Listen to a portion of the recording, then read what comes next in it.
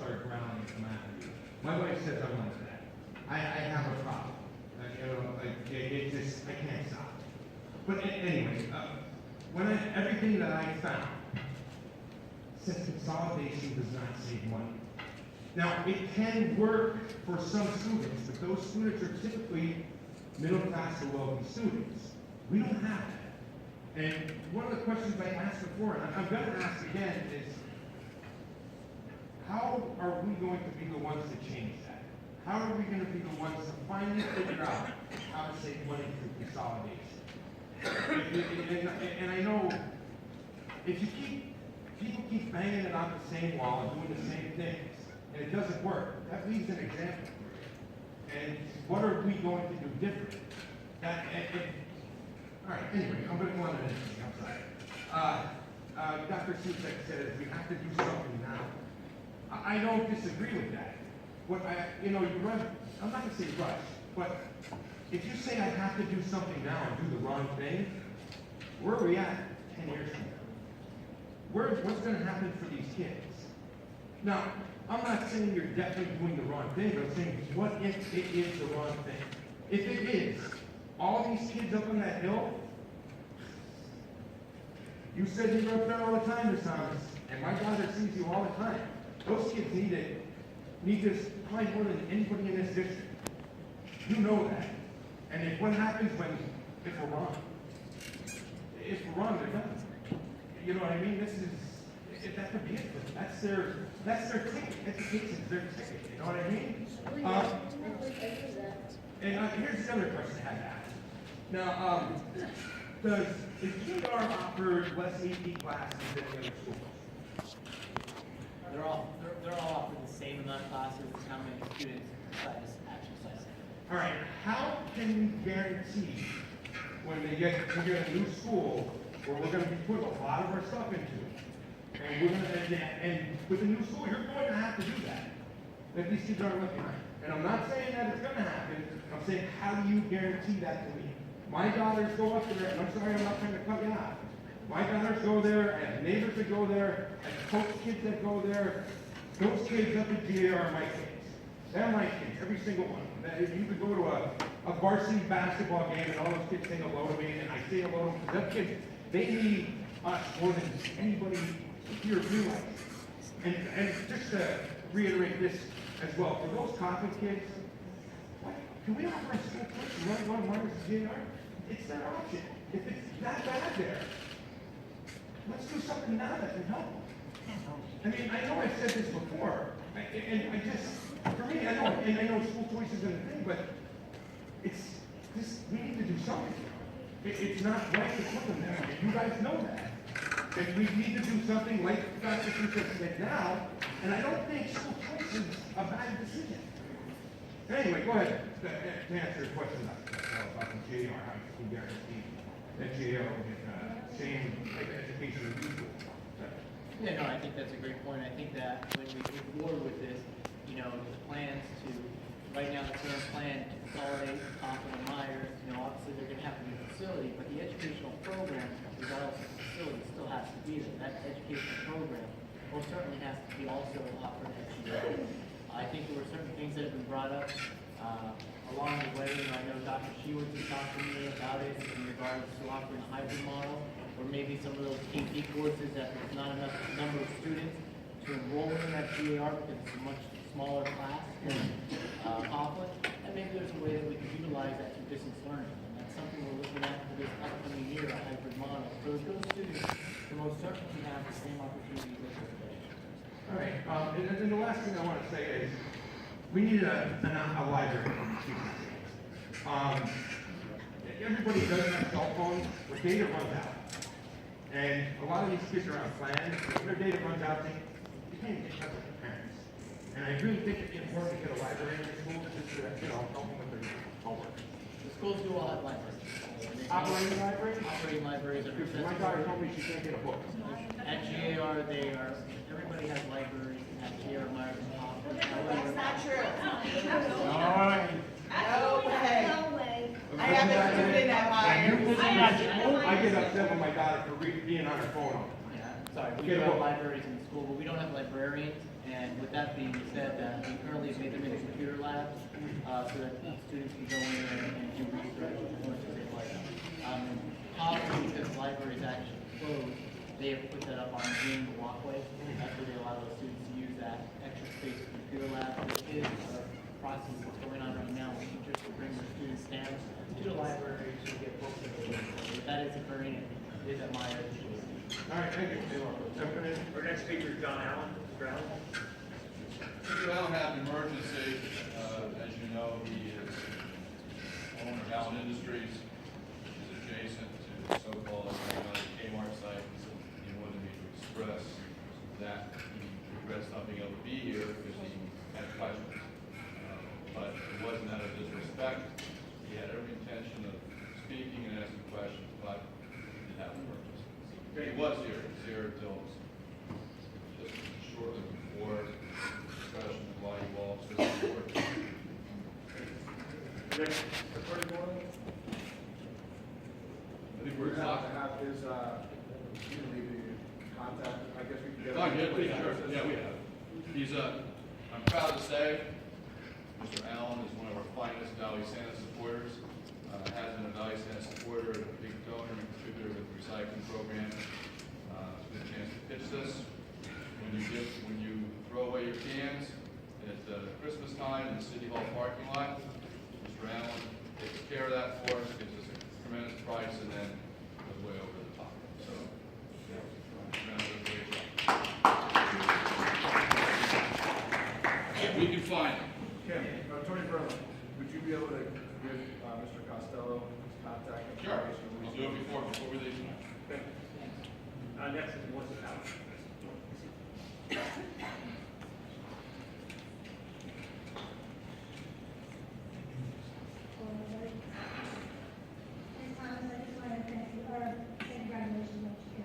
Oh, thank you. Thank you very much. I agree with my whole opinion. I think we need to table this until we find out the facts. And it's fine because you're a high school. I'm a high school. It's survival, it was survival of the fittest up there when I was growing up. And I think since we're told that, we need to fight harder for those junior students. Thank you.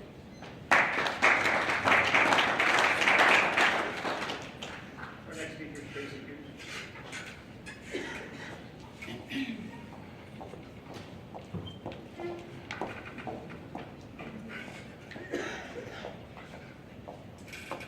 Good evening, thank you. Tracy Hughes. I have to say my head's spinning from this meeting tonight. Listening to some of the people say why they ran for school board. One member, well, first of all, I've been attending since my son's in third grade. Some of you are no stranger as to why, and that was because I was totally against the Success for All reading program that so badly failed our students.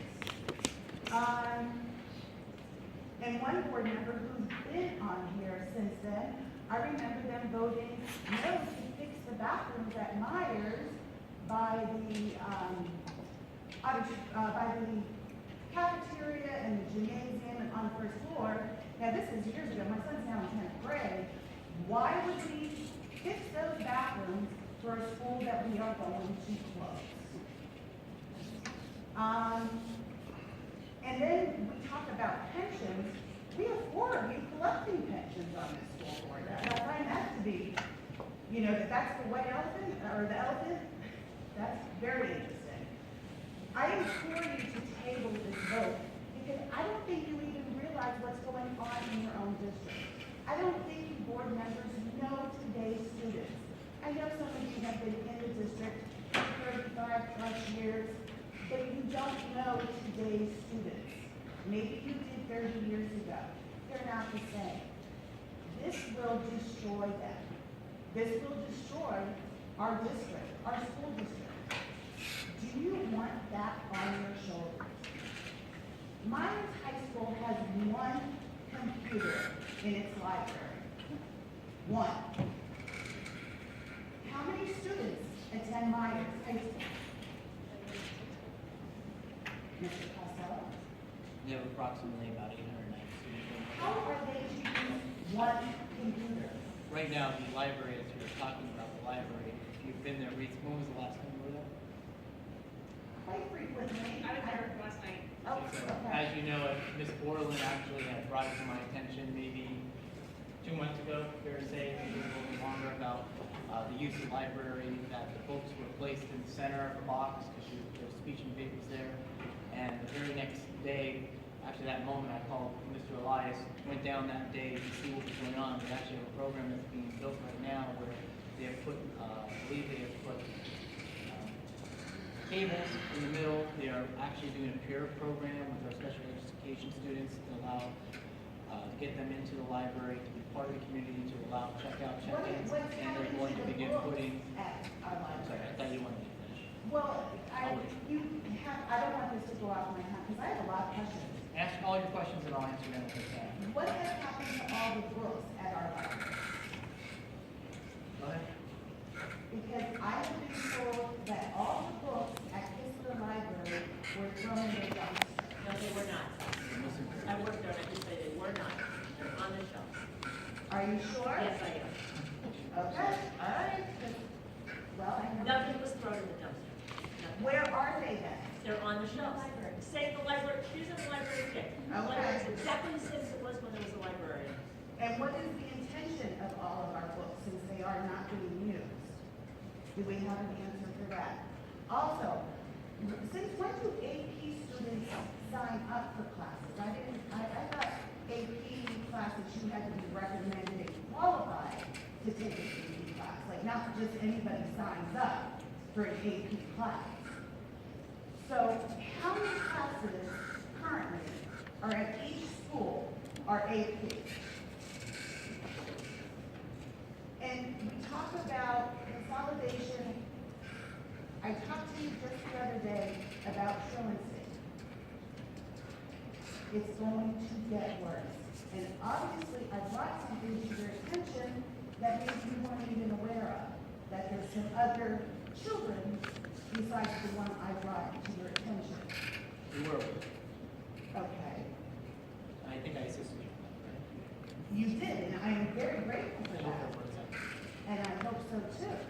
When I called my contact.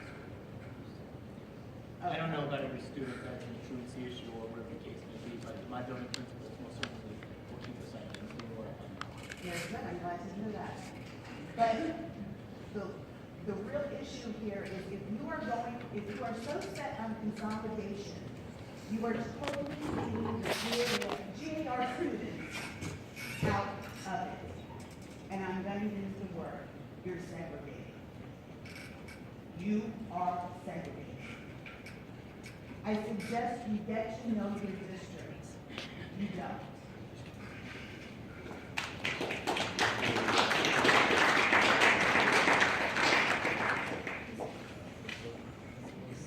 Books are in the library. We intend to use our books. Teachers are encouraged to bring their students down to books. We've just gone through an initiative, Board Gate, to bring Chromebooks district-wide. We are utilizing digital media also, digital ed, fourth and eighth grade students. Can you use the microphone, please? Thank you, sorry. AP courses, signups begin probably the first, second week of May. Once they are signed up, there are specific criteria that they have to meet and they receive recommendations by teachers depending on the course. And if they meet the academic prerequisites and the possible recommendations, then they are actually enrolled. So students can sign up for AP courses, but whether or not they're accepted into the AP course is based on if they fulfill those prerequisites. And how many AP classes are at each school right now? There's approximately 4 to 5 AP courses at each school minimum, and I believe Coughlin has the most. I believe Coughlin right now has 6 AP courses.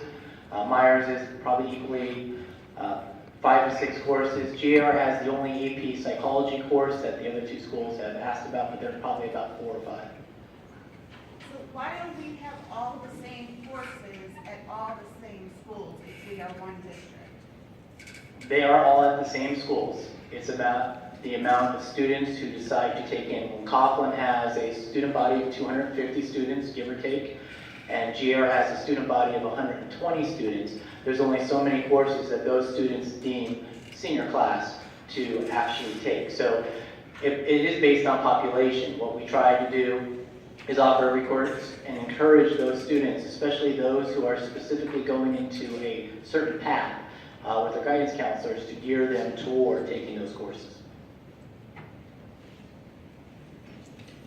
If I may, Tracy, you raised the question of truancy, which is a subject near and dear to my heart. I have been active as a result of the board's blessing in the effort to reduce and eliminate truancy in the district for many years.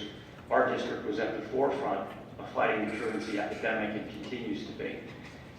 We've done everything up into including petitioning for dependency and getting the Children and Youth Agency involved in tough cases.